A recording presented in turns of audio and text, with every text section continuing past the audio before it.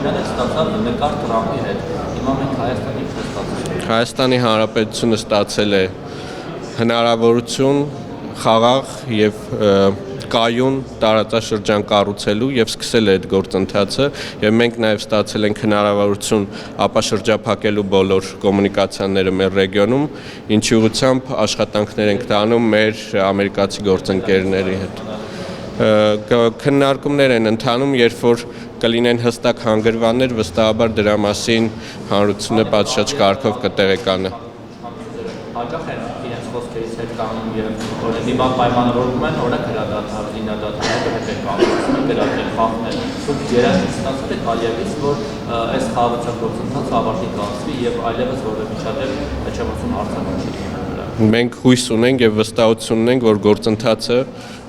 կգնա դրական ուղով եւ այն ընդհանուր դինամիկան, որը տեսնում ենք Վաշինգտոնում օգոստոսի 8-ին տեղի ունեցած հանդիպումից հետո դրական ենք գնահատում։ Այսինքն իսկ բացի հույս ունենալուց երաշխիք կա, ինչ որ ձևով Ալիևը գոնե բանավոր ասել է, որ խոստանում չեմ խախտել։ Պատասխանեցի ձեր հարցին։ Չենք իմանում երաշխիք։ Ես չեմ կարող Ադրբեջանի փոխարեն երաշխիքներ տալ, բայց այն հայտարարությունները, որոնք հնչել էին նաև Սպիտակ տանը, խոսում էին դրա մասին, որ մենք մտնում ենք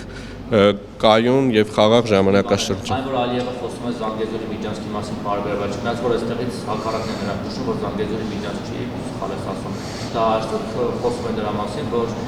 այդքան է երաշխավորված այդ խաղաղ։ Հայաստանի Հանրապետության սուվերեն տարածքում Զանգեզուրի միջանցք անունով որևէ պրոյեկտ, այդ թվում կոմունիկացիոն պրոյեկտ չկա եւ չի կարող լինել, թե ինչպես կանվանեն Ադրբեջանի իշխանությունները իրենց տարածքով անցնող կոմունիկացիոն պրոյեկտները, դա արդեն իրենց խնդիրն է։ Ասում եք։ Պատասխանեցի ձեր հարցը։ Մենք այս ուղղությամբ եւ բոլոր խրթին հարցերի վերաբերյալ մշտապես հնարավորության դեպքում ունենում ենք քննարկումներ մեր